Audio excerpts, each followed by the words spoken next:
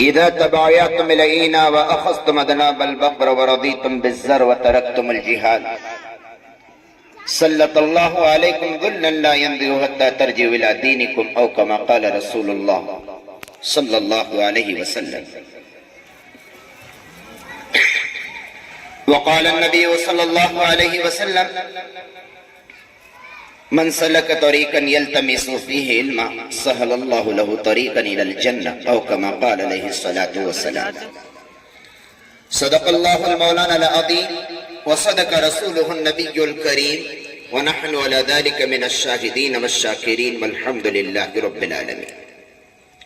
اللهم صل على سيدنا مولانا محمد وعلى آل سيدنا مولانا محمد وبارك وسلم في أول كلامنا.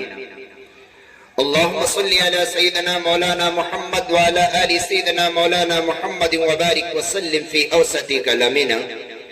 اللهم صل على سيدنا مولانا محمد وعلى آل سيدنا مولانا محمد وبارك وسلم في آخر كلامنا. بزرگوں اور دوستوں، محترم خواتین، تختہ پر بیٹھے ہوئے علماء کرام اور گوکاک شہر کے مساجد کے ائمہ اعظام اور اس مکتب میں پڑھنے والے طلباء اور طالبات جو کچھ کھانے کے لئے گئے ہیں، کچھ یہاں پر بیٹھے ہیں، الحمدللہ مغرب سے کچھ دیر پہلے بندہ آپ کی دعوت پر اس پروگرام میں حاضر ہوا. اس وقت تو بچوں کا پروگرام ختم ہو چکا تھا، اعجازی پروگرام چل رہا تھا. مغرب کے نماز کے بعد کچھ بچوں کا پروگرام ہمارے سامنے کیا گیا. جس طریقے سے ہماری مستورات گھر پہ کھانا بنانے کے بعد چاول کا ایک دانہ اپنے دو انگلیوں کے درمیان دبا کے دیکھتی ہے کہ کھانا پکا ہے کہ نہیں پکا ہے، دم ہوا ہے کہ نہیں ہوا ہے. ایک چاول کے دانے سے پورے کھانے کے پکنے کا اندازہ لگا لیتی ہیں. مغرب کے نماز کے بعد دو چار بچوں کے پروگرام سے ہم نے اندازہ لگا لیا حافظ غوث صاحب کی محنت ماشاءاللہ بہت رنگ لائی ہے. اس استاد محترم کو، اس جلسے کو بارونق بنانے کے واسطے دن رات محنت کرنی پڑی ہے.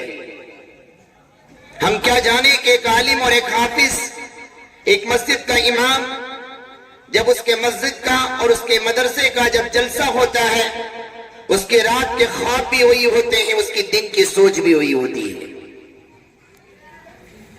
وہ یہ سوچتا ہے، تڑپتا ہے میرے پاس پڑھنے والے بچوں کو میں ایک آئیڈیا اور نمونہ بنا کر لوگوں کے سامنے پیش کروں. اور بچوں نے ہمت کا، جرأت کا مظاہرہ کیا اور بچوں نے حافظ غوث صاحب کی لاج رکھی. اور اللہ تبارک و تعالی ان بچوں کی محنت کو اور استاد محترم کی محنت کو اللہ تعالیٰ بے انتہا قبول فرمائے. مجھے ایک چیز کی طرف توجہ دلانی تھی. حافظ جمشید صاحب دامت برکاتہ العالیہ نے آپ کے سامنے اس چیز کی طرف توجہ دلائی ہے. عقل مندوں کے لئے اشارے کافی ہیں، بار بار اس چیز کا مذاکرہ کرنا مناسب معلوم نہیں ہوتا. جلسے کے بعد تمام احباب حافظ جمشید صاحب کی اس بات پر عمل کرتے ہوئے حافظ غوث صاحب کا اعزاز ضرور کریں گے انشاءاللہ. آج کا ہمارا یہ پروگرام جس میں ہمارے بچوں نے صاف زبان کے ساتھ، سچی زبان کے ساتھ، معصوم اور بے گناہ بچے جس جرأت اور ہمت کے ساتھ ہمارے سامنے دینی پیغامات کو پیش کیا، اگر اتنے ہی پیغامات اگر آپ لے کر یہاں سے اٹھیں گے تو میری بات کی کوئی ضرورت نہیں ہے. کیونکہ معصوم انبیاء کے بعد اگر کوئی ہے تو صرف بچہ ہے. نبیوں کے علاوہ اور بچوں کے علاوہ دنیا میں کوئی مخلوق معصوم نہیں ہے، کوئی انسان معصوم نہیں ہے. ہر انسان گناہگار ہے، ہر انسان خطاکار ہے، ہر انسان سیاکار ہے. کل بنی آدم خطاؤن، آدم کی ساری اولاد گناہگار ہے. خیر الخطائین التوابون المستغفرون، بہترین گناہگار وہ ہے جو اپنے گناہ پر ندامت کرتا ہو. جتنے بھی بیٹے ہیں علماء ہو اور جتنے بھی مقررین حضرات ہو، بیان کرنے والے ہو، اور آپ تمام احباب ہو، سب گناہگار ہیں. سب کا دامن گناہوں سے گندا ہے، سب کے دل گناہوں سے زنگالود ہیں. اگر کسی کے نام اعمال میں گناہ نہیں ہے تو یہ معصوم بچے ہیں. ان معصوم بچوں کے نام اعمال کو ابھی تک اللہ پاک نے شروع نہیں کیا. یہ معصوم اور بے گناہ ہیں. ان کی سچی زبانوں سے ہم نے وہ باتیں سنی ہیں. اگر ہم دل کے یقین کے ساتھ ان باتوں کو عملی جامہ پہنائیں گے، انشاءاللہ ہماری نسلیں آباد ہوں. یہ آج کے بچے ہیں، کل کا ہمارا مستقبل ہے، کل کا ہمارا روشن ستارہ ہے. انہی بچوں سے دین محفوظ رہے گا. انہی بچوں کی جوانیوں میں اللہ تعالیٰ قیامت کے علامتوں کو جو اس وقت ظاہر کر رہے ہیں، یہ بچے جوانی کے منزل پر پہنچیں گے. اس وقت حالات اتنے خراب ہوں گے. اگر اس وقت حالات کے مقابلے کے لیے ان مکاتب کے ذریعے سے ان بچوں پر اگر محنت نہیں کرائیں گے تو ہمارے بچے کل کے دن اس دجالی فتنوں کا مقابلہ کر نہیں پائیں گے. یہ دور دجالی دور ہے، یہ دور فتنوں کا دور ہے، یہ دور یاجوج ماجوج کا دور ہے. یہ دور ساری دنیا کے اندر فتنوں کے بازار کو گرم کرنے والا دور ہے.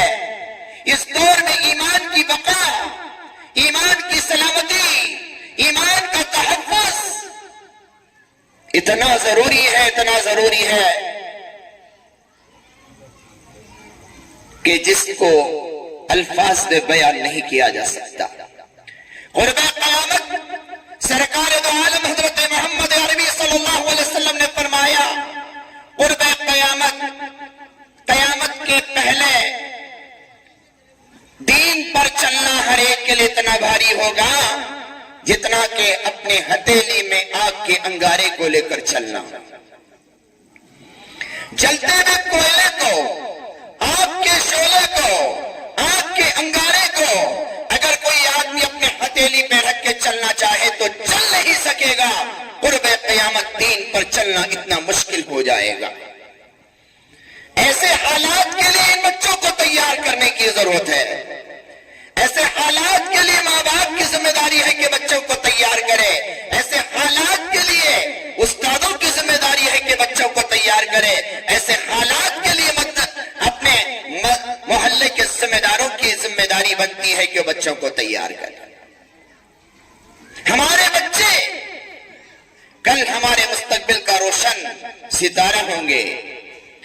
ان بچوں کے ذریعے سے اسلام محفوظ رہے گا، دین محفوظ رہے گا، شریعت محفوظ رہے گی، قرآن محفوظ رہے گا، احادیث محفوظ رہیں گے، شرم و حیا محفوظ رہے گی، عزت محفوظ رہے گی، عفت محفوظ رہے گی. انہی بچوں کے ذریعے سے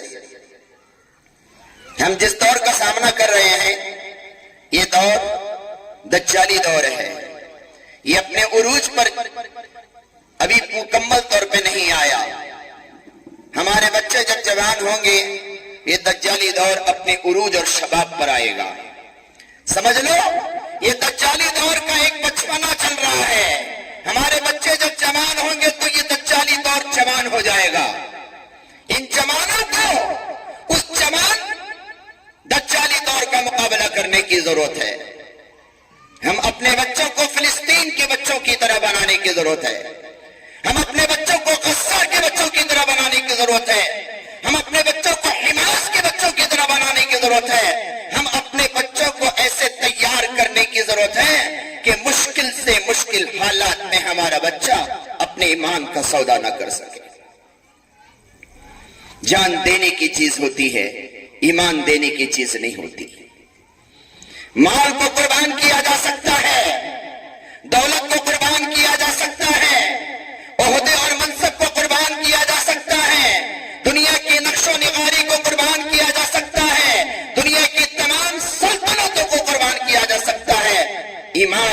ادا نہیں کیا جا سکتا۔ مال کی بنیاد پر کامیابی یقینی نہیں ہے، عہدے کی بنیاد پر ملنے والی کامیابی کی کوئی گارنٹی نہیں ہے، حسن و جمال پر ملنے والی کامیابی کی کوئی گارنٹی نہیں ہے، طاقت کی بنیاد پر ملنے والی کامیابی کی کوئی گارنٹی نہیں ہے۔ ہم بیٹھنے والے دھوکے میں پڑے ہوئے ہیں، ہماری مستورات دھوکے میں پڑی ہوئی ہیں۔ ان بیٹھنے والوں میں سے کوئی مال میں کامیابی سمجھ رہا ہے، ان بیٹھنے والوں میں سے کوئی عہدے میں کامیابی سمجھ رہا ہے، ان بیٹھنے والوں میں سے کوئی خاندان میں کامیابی سمجھ رہا ہے، ان بیٹھنے والوں میں سے کوئی خوبصورتی میں کامیابی سمجھ رہا ہے، ان بیٹھنے والوں میں سے کوئی طاقت میں کامیابی سمجھ رہا ہے۔ یہ نشے ہی 5 جن کا میں نے تذکرہ کیا، مال، حسن و جمال، عہدہ اور منصب، اور خاندان اور طاقت۔ انہی چیزوں کی بنیاد پر انسان نشے میں چل رہا ہے اور انہی چیزوں کے غرور کے اندر مبتلا ہو چکا ہے، اور انہی غرور کے اندر فرعون تھا، قارون تھا، حامان تھا، شداد تھا، ابو جہل تھا، ابو لہب تھا۔ مال کے نشے میں تھے، مال کا نشہ تھا۔ آپ سب جانتے ہیں کہ شراب کا نشہ ہوتا ہے۔ ارے شرابی کے نشے کو، شراب پینے کے بعد اس کے نشے کو دیکھو کہ کیسا ہوتا ہے۔ ایک شرابی کو کوئی ہوش نہیں ہوتا کہ گٹر میں پڑ رہا ہے کہ روڈ پہ سویا ہوا ہے، گھر میں جا رہا ہے کہ کہاں جا رہا ہے۔ شرابی کی اگر کوئی بیوی ہے، اگر کسی کا شوہر شراب پیتا ہے تو میری نظر میں تو اس کی دنیا میں مغفرت ہو گئی ہے، شرابی کو سنبھال کے چل رہی ہے۔ شرابی کی زندگی تو بیکار زندگی ہے، گناہوں کی لت میں پڑا ہوا ہے، نہ اسے بیوی کا خیال ہے، نہ بچوں کا خیال ہے، نہ ماں کا خیال ہے، نہ بہنوں کا خیال ہے۔ گناہ نے اس کے عقل کو مغلوب کر دیا اور گناہ نے اس کی عزت کو خاک میں ملا دیا۔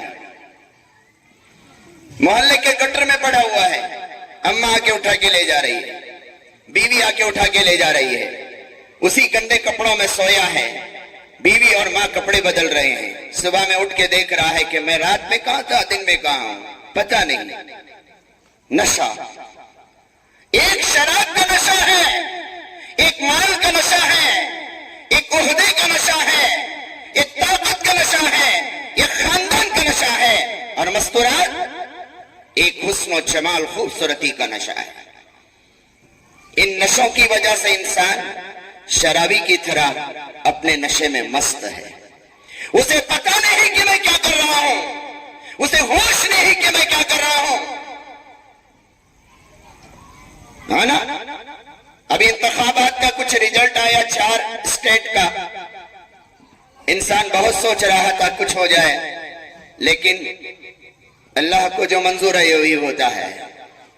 جب انسان کے اعمال بگڑتے ہیں نا، میں نے شروع میں حدیث پڑھی ہے، اس کی تفصیل میں جاؤں گا اور اس کے بارے میں آپ کو بتاؤں گا کہ میں نے جو حدیث موجودہ زمانے کے حالات کے اعتبار سے اس حدیث کو میں نے عنوان بنایا ہے، کیونکہ حافظ غوث صاحب نے مجھے فون سے بھی بتایا تھا، آنے کے بعد بھی بتایا تھا کہ آپ کو جو بات کرنا ہے مکتب پر تو بات حافظ جمشید صاحب کریں گے، مکتب کے ساتھ ساتھ آپ کو حالات حاضرہ پر بھی بات کرنا ہے، فلسطین کی طرف بھی توجہ دلانی ہے۔ میں حکم کی تعمیل کے لیے بیٹھا ہوں، مجھے جو عنوان دیا گیا اسی عنوان کے دائرے میں رہ کے میں بات کرنے جا رہا ہوں۔ بات کو جتنا سمیٹنا میرے بس میں ہے سمیٹوں گا، اور آپ کا خیال پوری طریقے سے کروں گا کہ آپ ظہر سے بیٹھے ہوئے ہیں، مختصر سے وقت کے اندر مضمون مکمل سامنے آ جائے۔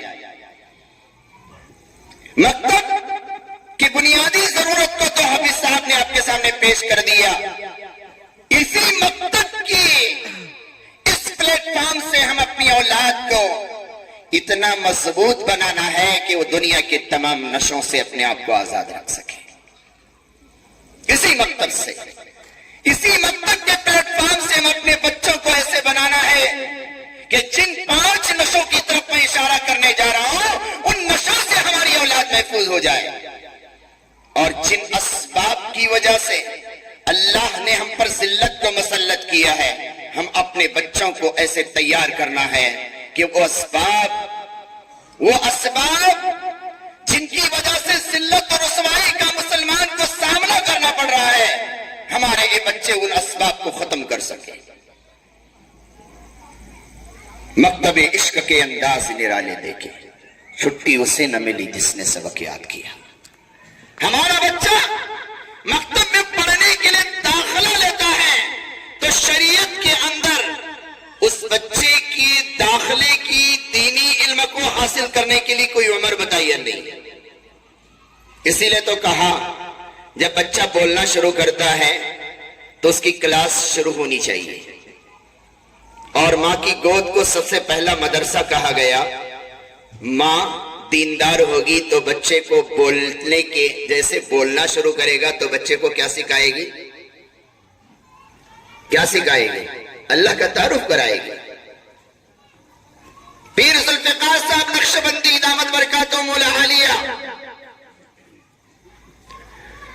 وہ فرماتے ہیں کہ میری تربیت شیخ طریقت پیر طریقت اتنے بڑے اعلیٰ درجے کے بزرگ جو بنے ان کا مقام اتنا اونچا ہوا، وہ فرماتے ہیں کہ تربیت میرے گھر سے میری ماں نے شروع سے میری کی ہے۔ جب میں بولنا شروع کیا تو مجھے جھولے میں ڈال کے ماں جھلاتی تھی۔ مائیں کرتی ہے نا، بچہ جب روتا ہے تو کان ڈال کے جھلاتی ہے، جھولے میں ڈھلاتی ہیں، ہے نا۔ جھولے کے الگ الگ کوالٹی ہیں، مالدار ہے تو نیا اچھا جھولا خریدتا ہے، اور غریب گھرانوں میں تو ساڑی کو جھولا بنایا جاتا ہے۔ چھت کے اندر ساڑی کو ڈال دو اور اس کو باندھ دو اور وہی یہ بچے کا جھولا بن گیا۔ ماں جب بچے کو جھلاتی تھی اس وقت ماں کا لوری لوری لوری بولتے ہیں نا، جب ہماری مائیں بچوں کو جھلاتے جھلاتے لوریاں گاتی ہیں تو پیر ذوالفقار صاحب نقشبندی کی والدہ یوں کہتے تھی، اللہ اللہ کی لوری دودھ ملائی کٹوری، زلفی دودھ پیے گا عالم بن کر جیے گا۔ کیا تھے؟ اللہ اللہ کی لوری دودھ ملائی کٹوری، زلفی دودھ پیے گا عالم بن کر جیے گا۔ جس بچے کے کان میں پیدا ہونے کے بعد سے لے کر جب اس کی زبان شروع ہو رہی ہے تب سے اس کی ماں نے اس کے زبان میں جملے ڈالے ہیں، میرا بچہ اللہ اللہ کہتا رہے گا اور میرا بچہ عالم بن کر جیے گا۔ کیا وہ بچہ جس کے زبان پر جس کے کانوں میں اللہ اللہ کی آواز بچپن سے ٹکرا رہی ہو وہ اللہ اللہ کہنے والا اور ساری دنیا کو اللہ اللہ کہلوانے والا نہیں بن سکتا؟ ہاں، ماں کی تربیت کا سب سے بڑا دخل ہوتا ہے۔ اولیاء جتنے بھی دنیا میں گزرے ہیں ان کو ولی کسی استاد اور پیر نے نہیں بنایا، ان کو ولایت کے مقام پر ان کی ماں نے پہنچایا ہے۔ بات سمجھ میں آ رہی؟ خواجہ معین الدین چشتی ایک سفر سے واپس آئے، جب واپس آئے تو بڑے خوشی سے جھومنے لگے۔ امی نے پوچھا کیوں جھوم رہا ہے؟ کہا کہ امی جان کیا بتاؤں کہ آج کئی ہزار لوگوں نے میرے ہاتھ پہ توبہ کر کے اسلام قبول کیا ہے، کئی ہزار لوگوں نے میرے ہاتھ پہ توبہ کر کے اسلام قبول کیا ہے۔ ماں مسکرا کر جواب دینے لگی، بیٹا اس میں کمال تیرا نہیں ہے، کمال تو میرا ہے۔ خواجہ صاحب نے امی سے کہا میں جا کے تبلیغ کر کے آیا ہوں، میں جا کے محنت کر کے آیا ہوں، ہزاروں لوگ میرے ہاتھ میں کلمہ پڑھ کے مسلمان ہو رہے ہیں، تم گھر پہ بیٹھ کے روٹیاں بنا رہی تھی، تم گھر پہ بیٹھ کر کام کر رہی تھی، نہ تم میرے ساتھ سفر میں تھی، نہ تم میرے ساتھ کسی مجلس میں تھی، میری محنت سے تو لوگ کلمہ پڑھ کے مسلمان ہوئے ہیں اور نسبت تم اپنی طرف کر رہی ہو۔ ماں نے کہا بیٹا یہ میری تربیت کا نتیجہ ہے کہ میں نے بچپن میں کبھی تجھے بغیر وضو کے دودھ نہیں پلایا ہے۔ جب تو پیدا ہوا تو دودھ کے لیے روتا تھا، مجھے دودھ پلانے کی ضرورت پڑتی تھی، اور میں نے جب اپنے آپ کے بارے میں محسوس کیا کہ میں وضو سے نہیں ہوں، میں تیرے رونے کو تو برداشت کرتی تھی لیکن کبھی میں نے تجھے اپنی چھاتی کا دودھ بغیر وضو کے نہیں پلایا۔ جس ماں نے اپنے بچوں کو بغیر وضو کے دودھ نہ پلایا ہو، بتاؤ اس بچے کے بارے میں آپ کیا تصور کر سکتے ہیں؟ کیا تصور کر سکتے ہیں؟ ہاں، سوچنے کی ضرورت ہے۔ ناپاکی کی حالت میں ہم اپنے بچوں کو کھانا کھلا رہی ہیں، ناپاکی کی حالت میں ہم اپنے بچوں کو دودھ پلا رہی ہیں، ناپاکی کی حالت میں ہم اپنے بچوں کے ساتھ پیار کر رہی ہیں، تو کیا یہ اثرات ماؤں کے اثرات اولاد پہ نہیں پڑیں گے؟ نہیں پڑیں گے؟ میرے بزرگوں، की शुरुआत हमल से होती है, हमल से होती है। हमल के दिनों में भी अगर माएं जितना दीन का काम करेंगी और जितना दीन की तरफ अपने दिमाग को मुतवज्जे करेंगी, कुरान की जितनी तिलावत करेंगी, अहादीस को पढ़ेंगी, नात पढ़ेंगी, वो पेट का बच्चा अपनी माँ के हमल में सुनकर मुत्तकी और परहेजगार पैदा होता है। हाँ, हम कहते हैं कि हाफिज साहब ही पूरा चेंज कर दो, हम बिगाड़ के दे देंगे, तुम सुधार के दे दो, हम बिगाड़ के देंगे, तुम सुधार के दे दो। बच्चों की तरबियत की शुरुआत माँ के हमल से होती है, और जब बच्चा पैदा होता है तो उसकी तरबियत उसकी माँ के जरिए से होती है।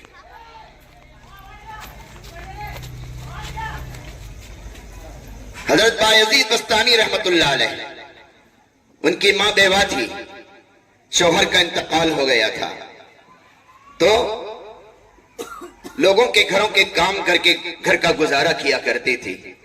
बच्चे की तरबियत में खलल होने लगा तो मदरसे में जाकर उस्ताद के हवाले किया, और एक मदरसे में दाखिला करवा के उस्ताद से कहा, मेरा बच्चा जितना जिद करे, रोए, छुट्टी मांगे तो मत देना, क्योंकि मैं बच्चे को बड़ी मुश्किल से तैयार करके लाई हूं।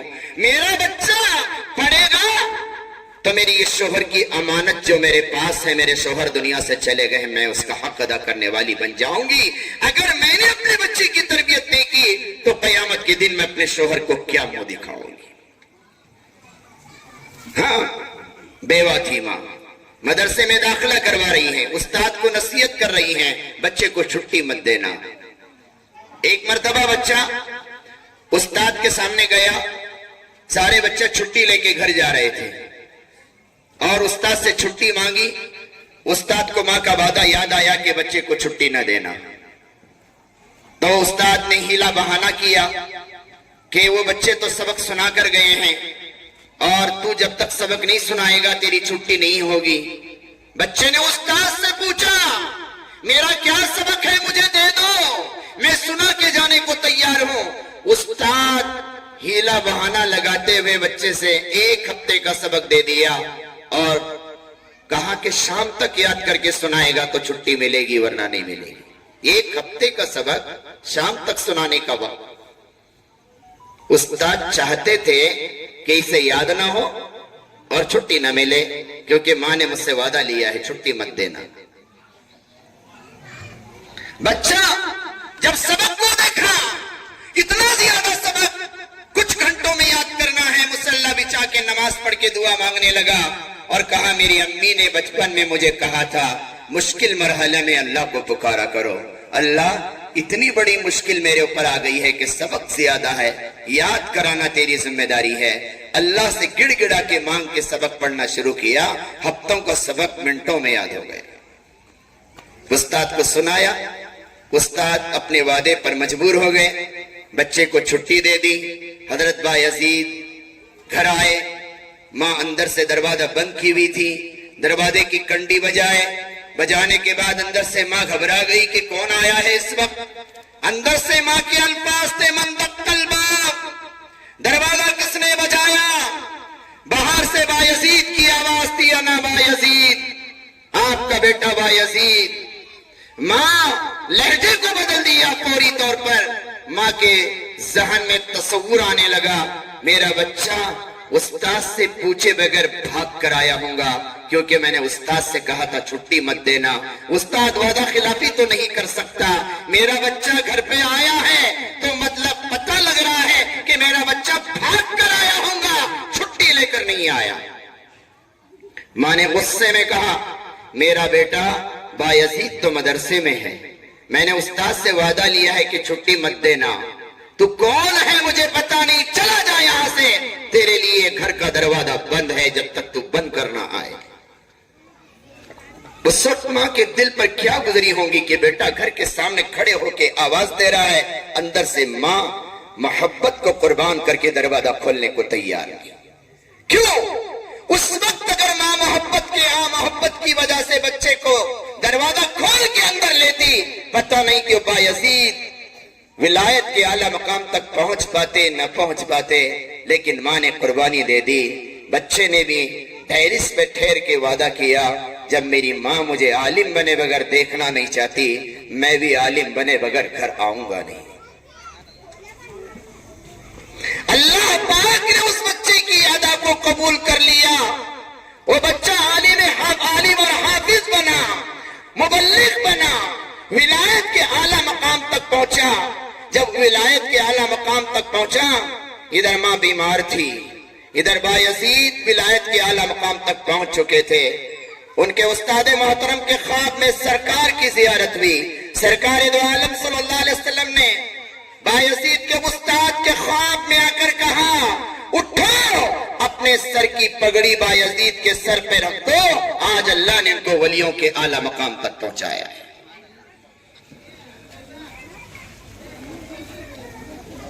تب جا کر بایزید گھر آئے۔ ماں کی قربانی کے بغیر اولاد کی تربیت ممکن نہیں۔ ہماری مائیں، جتنے حفاظ علماء یہاں پر بیٹھے ہوئے ہیں، حافظ غوث صاحب ہو، حافظ جمشید صاحب ہو، مولانا عبداللہ صاحب ہو، جتنے بھی علماء یہاں پر بیٹھے ہوئے ہیں، مدرسے کی دال کھا کر ہم نے علم کو حاصل کیا ہے، اپنی ماؤں کے پیار کو قربان کر کے ہم نے مدرسے میں پڑھا ہے۔ گھر کی روٹی ہم کو یاد نہیں آتی ہوں گی، امی کے ہاتھ کا پکا ہوا کھانا اور سالن ہمیں یاد نہیں آیا ہوگا۔ گھروں میں جب بریانی پکتی تھی، ہماری مائیں اپنی گردن نیچے جھکا کر بریانی کا لقمہ منہ میں ڈالتے وقت اپنے بچے کو یاد کرتے آنسو بہاتے ہوئے کھائی ہوگی۔ کیا ہماری یاد ان کو نہیں آئی ہوں گی؟ مدرسے کی دال، مدرسے کی روٹی کھا کر ہم نے علم کو حاصل کیا۔ اگر ہماری مائیں قربانی نہ دیتی، اگر ہم قربانی نہ دیتے تو علم دنیا کے اندر سرسب و شاداب نظر نہ آتا۔ علم بڑی دولت ہے۔ حسن و جمال کے نشے سے نکل جاؤ، طاقت کے نشے سے نکل جاؤ، مال کے نشے سے نکل جاؤ، عہدے کے نشے سے نکل جاؤ، جب تک اس نشے میں رہو گے مقدر میں کامیابی نہیں مل سکتی۔ میں ایک مثال دے کر پھر فلسطین کی طرف جانا چاہتا ہوں۔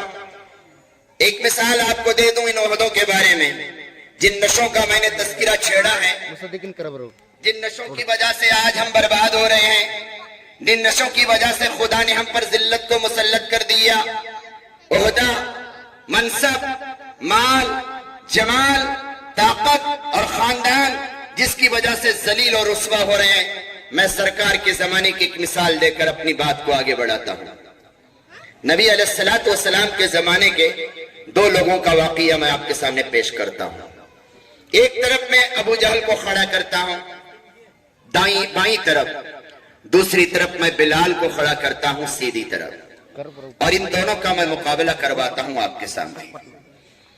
ایک طرف حضرت بلال کھڑے ہیں، دوسری طرف بولو ابو لہب کھڑا ہے۔ دونوں کا مقابلہ کروانا ہے اور ہم کو دیکھنا ہے کہ جیت کون رہا ہے، ہار کون رہا ہے۔ چلے مقابلہ شروع کریں گے؟ ارے شروع کریں گے، مقابلہ شروع کرتے ہیں۔ جتنے 5 نشوں کا میں نے تذکرہ کیا وہ پہلے ہم ابو لہب میں تلاش کریں گے، اور ابو لہب جو دن دنا رہا تھا، جو غرور اور تکبر میں مبتلا ہو کر سرکار دو عالم کی 2 بیٹیوں کو اپنے بیٹوں کے ذریعے سے طلاق دلوایا تھا۔ حضور کی 2 بیٹیوں کا نکاح ابو لہب کے 2 بیٹوں کے ساتھ ہوا تھا۔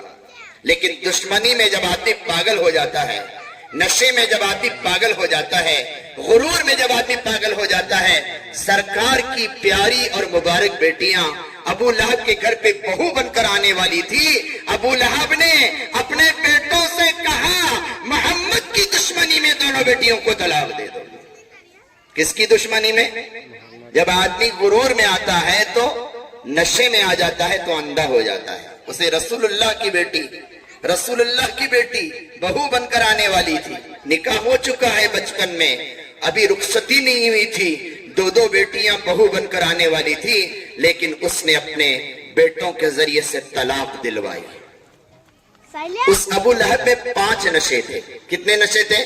ذرا توجہ چاہتا ہوں میں آپ کی، اور بچوں کو بڑے خاموشی کے ساتھ بھیجنا ہے تو بھیجو، میں تو بچوں سے بھی کہتا ہوں کہ آپ بھی بیٹھو، آپ کو بھی کچھ باتیں سننے کی ہیں۔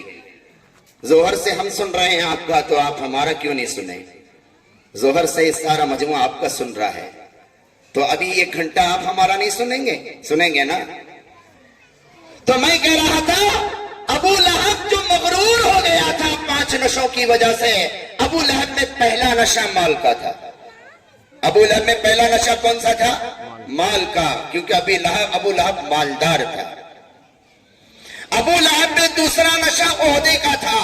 عہدہ MP MLA گورنر منسٹر، اس کو عہدہ کہتے ہیں، منسپلٹی کا ممبر، کارپوریشن کا ممبر۔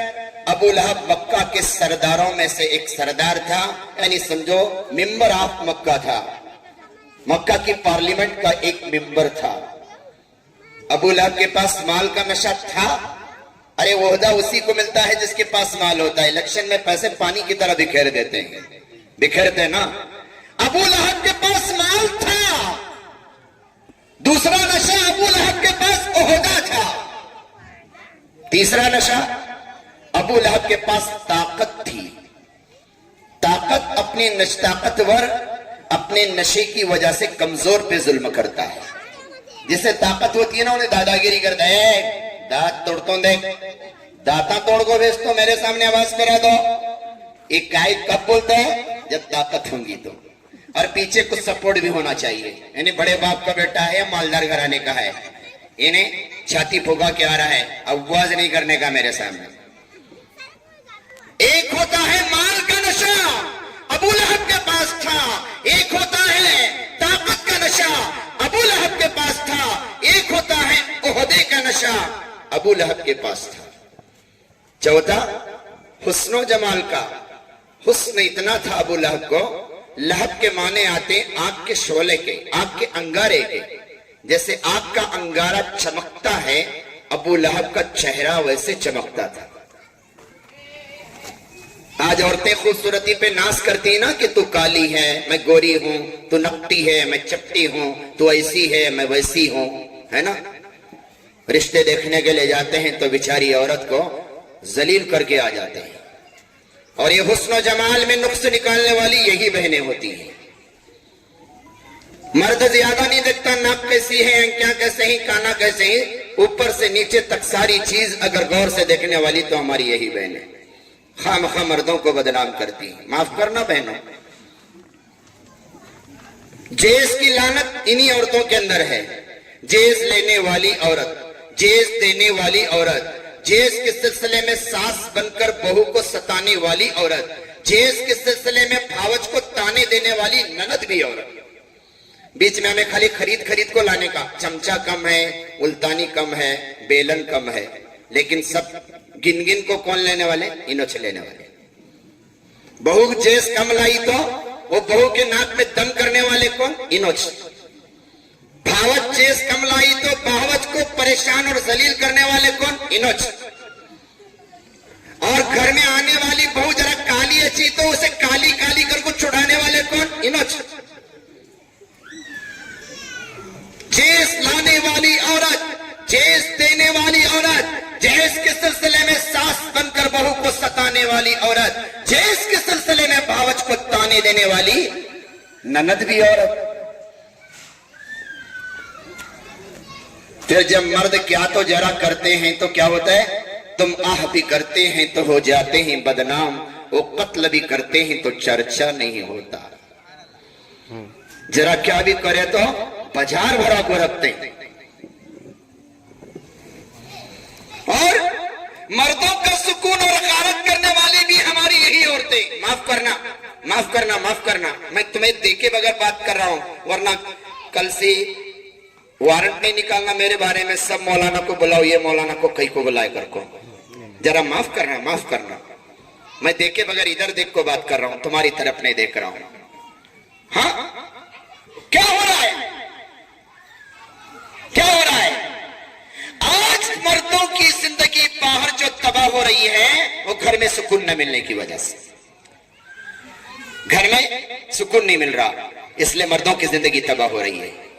تمہیں بھی کم کے نہیں، حسن کو تمہارا شروع کیا میں، تمہارا شروع کیا فجر کی اذان ہو جائے گی، تمہیں جو ان کے اوپر ظلم کر کو رکھے سو ہیں، گھر کی باندی بنا کو رکھے سے، کام والی بنا کو رکھے سے، ان کو جو تراس دے رہی تمہیں، وہ تمہارا شروع کیا تو فجر کی اذان ہوتی ہے۔ حسن کو چپ سنو میری بات، ہاں حسن کو ذرا بھی چپ سنو، تمہیں کم کے نہیں، اماں کا سن کو ان کو مارنے کا، عورت کا سن کو اماں کو گالا دینے کا۔ دو کانا کئی کو دی اللہ، ایک کان بیوی کا سننے کے واسطے، دوسرا کان اماں کا سننے کے واسطے۔ ادھر سے اماں کا سننے کا، ٹھیک ہے اماں ذرا بولتوں سے سمجھاتا ہوں، دوسرے کان میں بیوی کا سننے کا، ٹھیک ہے لے اماں کو بات کر لیتا ہوں، یتا کر کو چلا نیوٹل بن کو زندگی اچھی۔ گھر میں آیا اماں منہ پھگا کو بیٹھے سوئے کی اماں کیا ہوا، یا تیری جورو کو پوچھ۔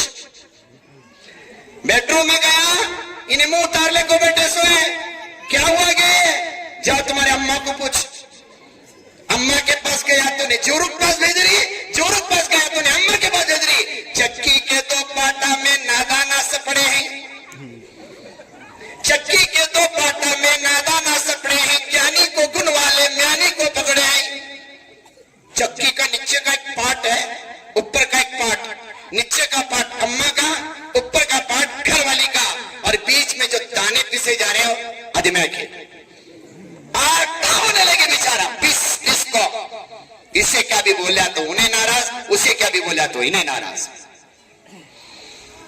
ہاں جہیز کی لعنت اور جہیز کی لعنت کی وجہ سے زندگیاں تباہ ہو رہی ہیں، لڑکی کو زندہ جلایا جا رہا ہے جہیز کی وجہ سے، جہیز کی وجہ سے۔ تیری اماں کیا دی، تیرا بابا کیا دیا، تیرا بھائی کیا دیا، تیرے بھانا کیا دیے، پیدا کر کو جوان بیٹی کو تمہارے حوالے کرے، وہ نہیں سمجھ میں آ رہا۔ ان نشوں کو نکالنا ہے کہ جو نشوں کے اندر انسان مبتلا ہے۔ میری بات دوسری طرف جائے گی تو وقت نکلتا جائے گا۔ ابو لہب میں کتنے نشے میں نے بتایا تھا؟ 4 نشے، مال کا، عہدے کا، طاقت کا، حسن کا نشہ جب نکلا تو عورتوں کی بات نکلی ہو۔ حسن کا جب ٹاپک آیا تو میرا ٹاپک کدھر گیا؟ عورتوں کی طرف گیا۔ حسن کا نشہ۔ چوتھا نشہ، 5واں نشہ جو تھا خاندان، انہیں نداف، انہیں پنجار، انہیں انہیں گتے۔ رشتہ دیکھنے کو جاتے ہی ہمیں مسلمانہ کی چھوری نہیں کرتے، مسلمانہ کی چھوری نہیں کرتے، کہتے نداف والے باغوانا نداف انہوں نے کیا بھی تمہیں نہیں کرے چنگا ہمارے گاؤں میں چلتا ہوا۔ رشتے دیکھ پائے کی چھوری پسند نہیں انہیں مسلمانہ کی نہیں کرتے، اور یہ اس کے لیے جا کو انہیں کیا کافرہ کی؟ ہاں نداف، پنجار، شیخ، مغل، پٹھان، سید، ان خاندانوں کی وجہ سے آج رشتے ٹوٹ رہے ہیں۔ اپنے رشتوں کو دیکھنے کے لئے جا رہے ہیں کہ ہمارے خاندان کا کون ملتی ہے کیا، یہ ملتا ہے کیا، مسلمان ہے کافی ہے بس، اور زیادہ دیکھنے کی ضرورت نہیں۔ یہ 5 نشے ابو لہب کے اندر تھے۔ خاندان، بڑا خاندان میرا، کیونکہ ابو لہب کا خاندان میرے نبی حضور کا خاندان ایک ہی تھا۔ حضور بھتیجے تھے، ابو لہب چچا تھا۔ پورے دنیا میں حضور کے خاندان سے بڑھ کر کوئی خاندان ہو سکتا ہے بھائی؟ ارے بولو نا۔ جب نبی علیہ السلام کے خاندان کا ابو لہب، جس کا خاندان اونچا، جس کا مال اونچا، جس کی دولت اونچی، جس کے پاس طاقت، 5 نشے تھے، اور سیدھی طرف میں کسے کھڑا کیا ہوں بولو؟ حضرت بلال کو۔ اب حضرت بلال میں چیک کرتے جاؤ، مال ہے؟ ارے مال ہوتا تو بلال غلام کیوں بنتے؟ غلام وہی ہوتا ہے جس کے پاس مال نہیں ہوتا۔ دوسری چیز، حضرت بلال کے پاس عہدہ تھا، عہدہ تو بڑے لوگوں کے پاس ہوتا ہے، جو غلامی کی زندگی کاٹ رہا ہے اس کے پاس کیا عہدہ ہوگا۔ تیسری چیز، طاقت حضرت بلال کے پاس تھی، وہ تو ایک نارمل انسان تھے، وہ طاقتور نہیں تھے۔ چوتھی چیز، خاندان حضرت بلال کا عربی نہیں تھا، حبشی تھا۔ اور 5ویں چیز تو بولنے کی ضرورت نہیں، بلال خوبصورت تھے کیا کالے تھے؟ ارے بولو نا، کالے تھے، حبشہ تھے۔ 5 چیزیں بلال کے پاس نہیں ہیں، 5 چیزیں ابو لہب کے پاس موجود ہیں، اور اللہ قیامت تک کے لیے چاہتے تھے بغیر پانچوں نشے کے بلال کامیاب ہے اور پانچوں نشے کے ساتھ ابو لہب ناکام ہے. ابو لہب کی دنیا بھی برباد, ابو لہب کی آخرت بھی برباد. دنیا کیسے برباد ہوئی؟ اسے ایک بیماری نکلی کورونا جیسی, عدسہ جسے کہتے ہیں, پھوڑا نکل آیا. اس بیماری کی وجہ سے پہلے زمانے کے لوگ کورونا میں جیسے بھاگتے تھے نا, کوئی قریب نہیں جاتا تھا, ٹچ نہیں کرتا تھا, اسے گاؤں کے باہر ڈال دیا ایک جھوپڑی کے اندر. اسی بیماری میں مر گیا اور مرنے کے بعد اس کی لاش میں سڑان پیدا ہوئی. گھر والوں کو پتا نہیں کہ ہم نے جھوپڑی میں جو ڈالا ہے وہ مر گیا ہے. مزدوروں نے آ کر کہا کہ ابو لہب مر گیا. جو ابو لہب ایم پی تھا, مالدار تھا, طاقتور تھا, عہدار منصب والا تھا, نبی کے خاندان کا تھا, گورا تھا, آج جھوپڑی میں مر کے پڑا ہے اور اس کی لاش میں سڑان ہے اور اسے کوئی اٹھانے والا نہیں ہے. دنیا میں ذلیل ہو رہا ہے. بیٹوں کو معلوم پڑا تو بیٹوں نے کہا کچھ مزدوروں کو پیسے دے کر لکڑی سے ڈھکیلتے ہوئے کھڈے میں ڈال دو, ہماری ابا کی لاش کو ہم قریب نہیں آئیں گے. بچے بھی دفن کرنے کو نہیں گئے. ذلیل ہو گیا کہ نہیں ہو گیا؟ دنیا میں ایسے لوگوں کو اللہ دنیا میں بھی ذلیل کرتا ہے, آخرت میں بھی. آخرت کے بارے میں اللہ نے کیا کہا؟ تبت یدا ابی لہب وتب, ابو لہب کے ہاتھ شل ہو, وہ ہلاک اور برباد ہو. ما اغنى عنہ مالہ وما کسب, اس کا مال اور اس کی اولاد اس کو کام نہیں آ سکی. سیصلی نارا ذات لہب, ان قریب اس کو دوزخ کی آگ میں ڈالا جائے گا. وامرأتہ حمالۃ الحطب, اس کی بیوی بھی اس کے ساتھ ہوگی جو چغل خوری کرنے والی ہوگی. فی جیدہا حبل من مسد, ان کو جہنم کے اندر بٹی ہوئی رسی کی طرح ان کو جہنم میں سزا دی جائے گی. ابو لہب کی بیوی بھی برباد, ابو لہب کے بچے بھی کام نہیں آئے, ابو لہب دنیا میں بھی تباہ ہو گیا. کورونا کی بیماری جیسی بیماری میں مبتلا ہو کے ہلاک ہو گیا. مرنے کے بعد اللہ نے قرآن میں آیت اتاری کہ وہ دوزخ میں جائے گا. اب تو ابو لہب کے پاس پانچوں نشے تھے, لیکن انجام دنیا اور آخرت کا آپ نے دیکھ لیا. بلال کے پاس کچھ نہیں تھا, دنیا کا انجام بھی دیکھ لو, آخرت کا انجام بھی دیکھ لو. معراج سے سرکار واپس آئے. بچوں, اے بیٹا بیٹا بیٹا خاموش. معراج سے سرکار واپس آئے اور حضرت بلال کو بلوایا, پوچھا کہ بلال تیرا خصوصی عمل کیا ہے؟ جنت میں تو میرے ساتھ ساتھ چل رہا تھا. حضرت بلال نے فرمایا یا رسول اللہ میرا کوئی خصوصی عمل نہیں ہے, وضو ٹوٹ جاتا ہے تو وضو کر کے 2 رکعت نماز پڑھ لیتا ہوں. جنت میں دنیا میں حضور کے ساتھ, حضور امام بلال مؤذن, اور جنت میں بھی حضور کے ساتھ. پھر کالے تھے. شاعر کہتا ہے بلال کے بارے میں, بدر اچھا لگتا ہے. حافظ غوث صاحب توجہ دیجئے, بدر اچھا لگتا ہے نہ فلک پر نہ ہلال اچھا لگتا ہے.